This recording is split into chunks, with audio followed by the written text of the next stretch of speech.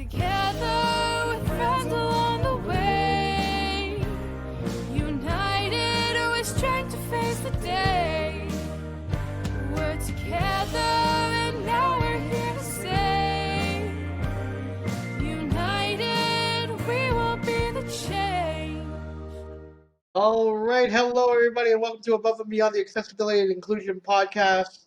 Live, not live, but not really. You'll see what we mean later on, guys. We made it. We talked about the light at the end of the tunnel. We've reached the tunnel. We've surpassed the tunnel. We are in January 2025, day 1, day 2, whatever you want to call it. Maddy, we made it. How are you, friend?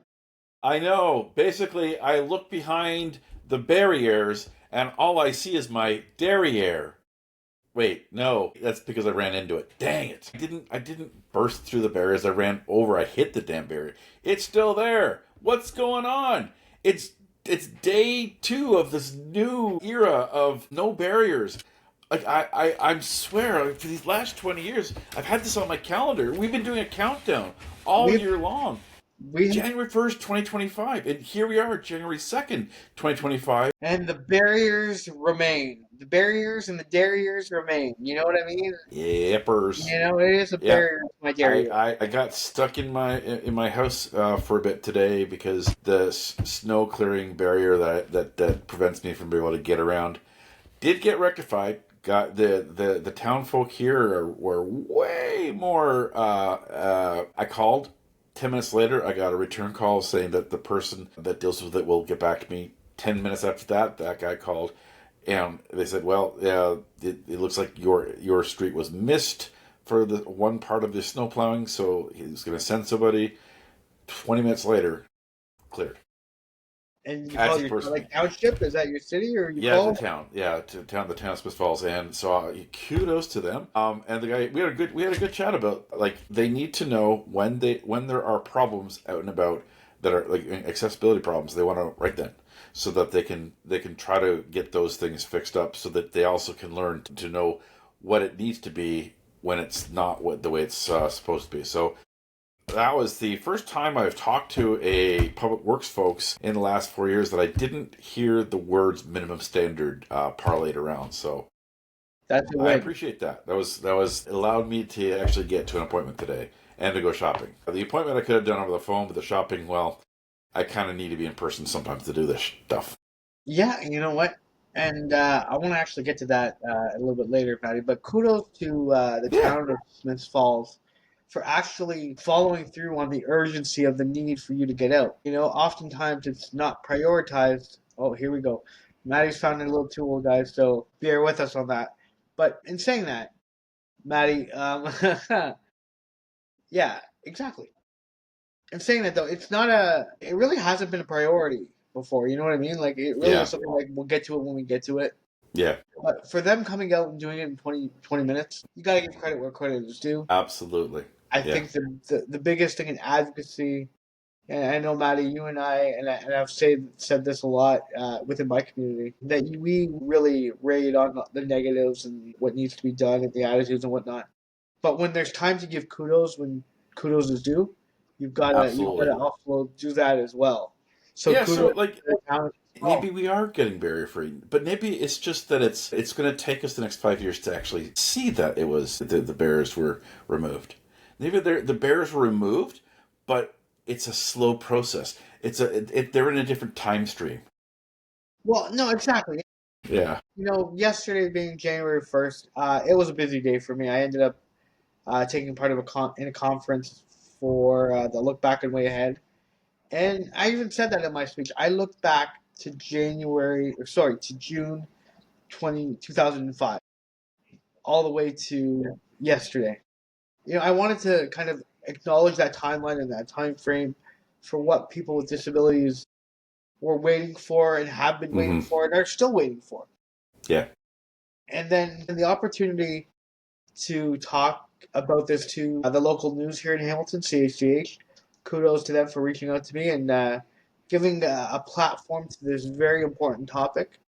And, you know, I mentioned things along the lines of, you know, setting a new 5-year plan, but also being accountable for it. Setting checkpoints, setting processes, setting goals within that 5-year period to set some benchmarks, get things done, along the way. And having that last 6 months of that 5-year plan in the validation stage, having people with disabilities come out, be the end user testing of a lot of things that have been accessible. Even though the plan is to have people with disabilities at the forefront and having us part of each individual project, I think it's also equally as important to have us as a part of the end users and the end user testing.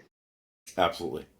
Because what we've said many times in the last 12 days that, the only way to meet our needs is to do things with us and not for or to us. Only when you're doing things with us are you actually doing things for us. When you're doing things without us, you're doing things to us. And it's 2025 now. It's the first time I've been able to say this. It's 2025, and we need to, move forward. To steal the line of the move forward symbol movement. Forward movement, yeah. Yeah, the forward movement. The dynamic symbol of action. We've done 12 days of critiques as well as what we need to do, and now we're back in our advocate seats, and we're going to do everything we can as advocates to move the needle and move things forward so that we actually get. This is what happens when I record at 5 o'clock. My daughter has this thing that goes off at 5:10 every day, and I keep forgetting to make sure that I'm muting at 5:10 for the 3 seconds that the Google Home speaks. This is the working from home kind of thing, right? The Google Home is one of the things that we use for accessibility in our house. Yeah. So, Maddy, let's talk about something. New Year's resolutions. I hate those. Okay, I'm gonna call them 2025 manifestations. Yeah. Things I want to manifest for 2025. No, I agree. That's a very good point. What? New Year's resolutions are things that we don't tend to live up to anyway. It tends to be gone in February, if that. But just talk about those manifestations then, Matt. Sure. Well, I want to have opportunity to sit down with the different decision makers that are involved with accessibility in my town, Ontario, and the country to talk directly about small changes and big changes that can make our lives better. I want to do more in-person advocacy this year because I know from my experience that when politicians and deputy ministers and chiefs of staff hear stories and data, they tend to be more prone to seeing where they can shift. I did that a couple of years ago, and I had a really good year. Last year was just a year of, I had a different focus in terms of where my reach was. And I had a really good year. I feel like I had a very successful year personally and advocacy-wise.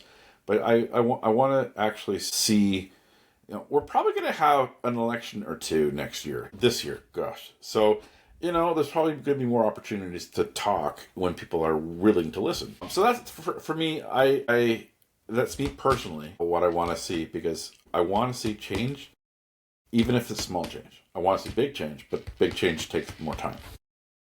I want to plant some seeds. I don't want to speak for you, Maddy, but I know personally I hate the word patience. Be patient. Yeah. I feel like people with disabilities have been patient long enough. Yeah. And I really want to see the ball rolling and actioning change. I want to manifest that. I want to be part of the solutions as well. When I've advocated, and then I know when you've advocated, we've not been the type of people that have identified problems and told others to go fix it. I said, here's the problem, and here's the solution. We're essentially doing the work for you. Now you're the ones who are the decision makers, the people that can implement said changes. But is it the arrogance? Is it the attitudes? Is it the ableism? What is stopping those decision makers from implementing said changes. So, okay, it comes down to one of the A's that we talked about during the 12 days of AODA. Hit me. Attitude. Yep. Attitude, right? And I think this is why what I want to do this year is, getting in front of more of those people more often is I need to chip away at the attitude layers. I need to chip away at the attitude barriers. And we know one of the biggest challenges we have with the current government in Ontario is the mindset that the best social assistance is a job. And we know that that's just doesn't work for people with disabilities, and we got to stop thinking of people.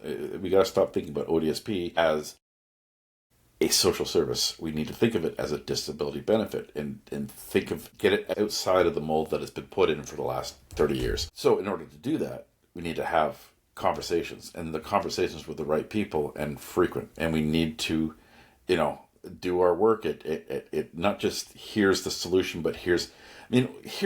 One of the problems, right? It's really, you show your priorities where you put your money, and the government has put money in like big ticket dollars in particular areas that they see as priority.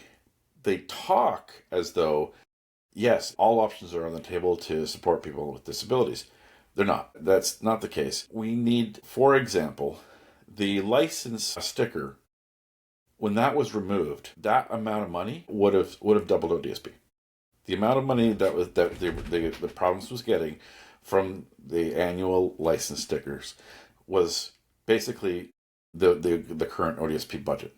So if you're choosing to not charge people money, but instead, we're also not being able to give people on ODSP the poverty level. So same thing. Each of the massive highways, the Highway 413 ODSP. So what we need to do is just share the stories, share the data, share the stories, share the data, and offer alternative ways. Like starting off with, I want to start off with bringing a basket of small things that are easily doable, that would make an impact on us, that wouldn't cost the government lots of money. Let's start, right?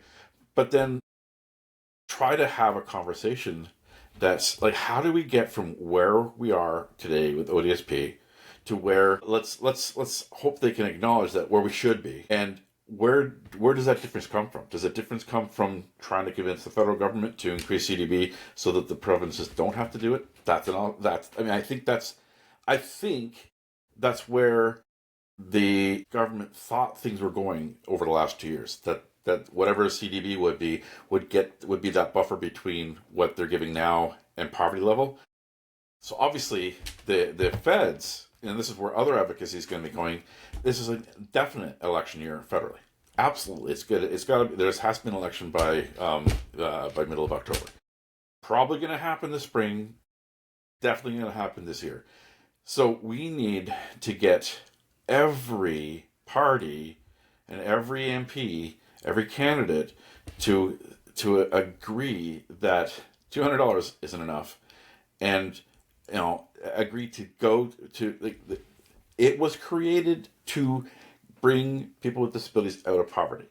That's its intention. So it has to. We have to.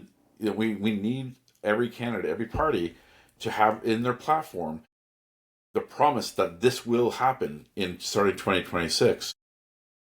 And because it's like right now there's so many different places. Anyways, advocacy. It's again sharing stories, sharing data, sharing stories, sharing data, finding some small wins so that you can build to the big wins. That's what I'm manifesting this year. I'm gonna tiptoe around this subject very carefully, Maddy. When we talk about ODSP, when we talk about that importance, and I can't begin not to bring this up again, but the height of the pandemic, people who are unable to work receive $2,000. Yep. And you know what that increase could do for people with disabilities today? It'll be a substantial improvement, and it will help people with disabilities, improve our quality of life. It's nowhere near where it should be, but to substantiate that money and then and take back the clawbacks. You know, I mean, people with disabilities who work should be able to work and enjoy the fruits of our labor, if Yeah, that I makes sense. mean, basically that decision. I mean, okay, so in an ideal world, ODSP and CDB should just be baseline benefits, Mm-hmm. right? That you're disabled, you get this. Then, a top up for those who are lower employed, and only in that top up amount there'd be clawbacks. The reality is we don't have a basic income system. It's complicated. I understand why we have clawbacks. I think the threshold is too low. That's Fair it, enough. right? I think that the going up to $1,000 a month before taking things off, that was a huge plus. I agreed with it when they first were looking at introducing it in 2018. I also could see all the challenges with it, the fact that OW wasn't the same way. But I did the math. It was going to be a benefit for 90% of the people that worked, and it is. But like the threshold certainly could be higher because right now ODSP, yeah, it's the idea is that you sort of move off of ODSP when you're making a minimum wage 40 hours a week. Like that's where the threshold is, but it's Mm-hmm. not. I mean, minimum wage has gone up, but ODSP incomes haven't gone up. It's all a mess still. Mathematically, ODSP, the rates start off stupidly. The shelter allowance, which is only like $600 and some dollars for individuals, doesn't make sense. Never has. I mean, there's so many different aspects of it. The things I think are easy, quick wins that we might be able to get into a budget are things like having all of the individual parts of ODSP, all the additional funding, also increased by the inflation rate every year. So things like special diet, which hasn't changed in 20 years, yet the cost of food is, especially for the allergy things, is 2 to 3 to 400 times what it was. I think there's a lot of little things we can move while we try to figure out the Canada provincial dilemma of who's now responsible for increasing the income of people with disabilities. The federal government jumped and says, we'll fix it. And the provincial government says, yes. And we've had this 4 years of the provinces really not doing much more than just increasing by inflation and not fixing the past inflation. And then this February, the Liberals completely screwed us by $200. Here you go. $200. That'll get you out of poverty, right? Like, right. Yeah.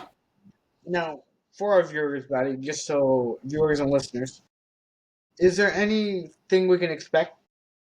Pardon me. Is there anything we can expect with ODSP this coming year? Yeah, we will. The rate change, it really depends on whether we have an election this winter or early spring. We don't need to have one. We have to have one in 2026. Right now, a lot of things have been happening with cabinet ministers resigning because they're not going to be running the next election, and a lot of people giving their last speeches, a lot of announcements about a lot of things. It feels like their Ford government will probably call an election sometime in January for February or early March. It feels like this. And every political party is getting all their nominations done in the next month. Like every single party, every single place. It's all happening now. Yep. If a federal election is called in January, then it's going to delay the Ontario election. But if it's not, you'll probably see the Ontario election happen first, because this is a good time for the conservative. If an election was held today, they'd win again. They would win again, because there's no. So here, I'm just postulating everything. Okay, this is some political. We've moved from disability to political commentary because the two intersect right now. Yes, when it comes to this, the problem with the current opposition parties is they have not. We have two new leaders that don't have a lot of exposure, and there's no real clear, here's why you should vote for us. They lost the last two elections. Both the Liberals and the NDP did not do well because it was more about not voting for Ford instead of here's why you should vote for us.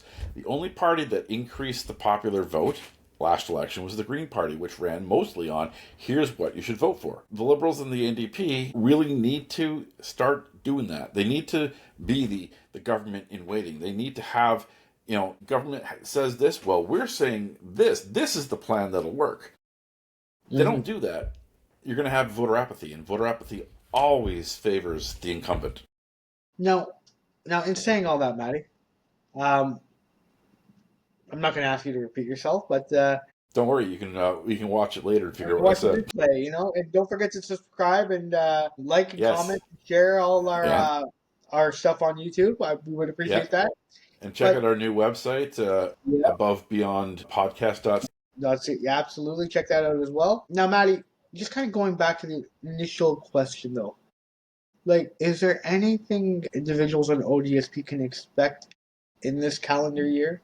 Like, No. in terms of an increase or at all? Or So we now have the rates set to increase every July 1st, and I think the rates are set in January, February. With the inflation rate being hovering around 2, we'll see a small increase. The big problem is food inflation is still at 9 or 10%. It's expected to increase over the next year by another 3 to 5%.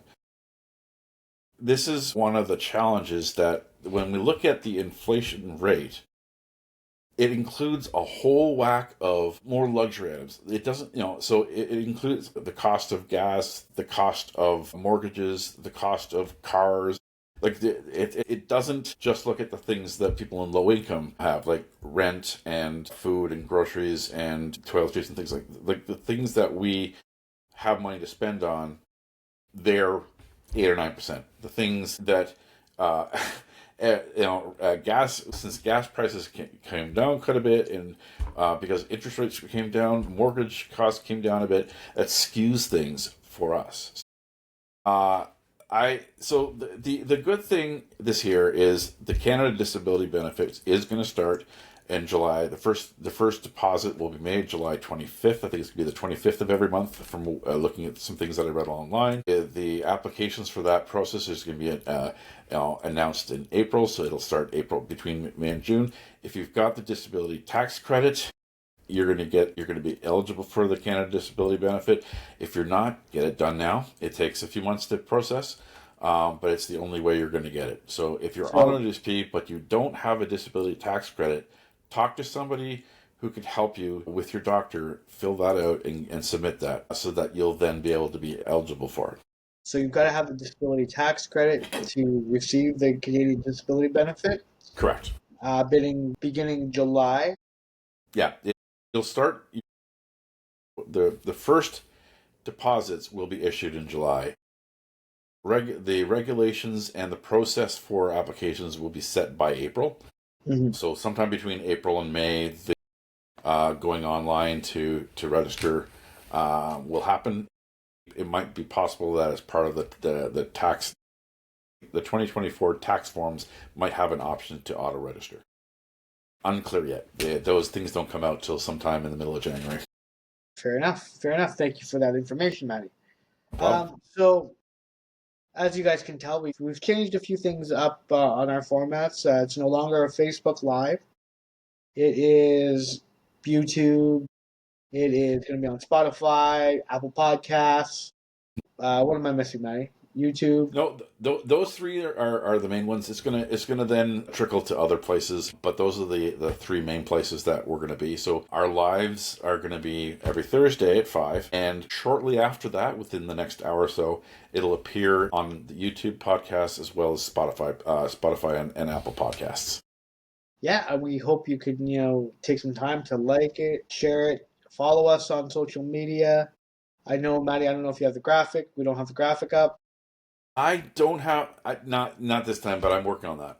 Okay, so autisticrambler.com, Frisina.ca, the Accessibility and Inclusion Podcast, at Matt J. Dever on X, Anthony_Frisina on X, at Above Beyond For You on X, Anthony Frisina on Facebook, Above and Beyond Media on Instagram. Just try to get it all right, Maddy, because we don't have the graphic here. So yeah, thanks a lot for listening and joining us once again.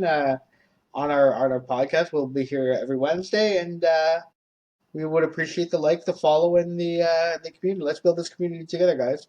Remember, we talked about allyship. Let's make this an allyship opportunity together. Thanks for joining and listening to us, guys. Take care. Together with friends.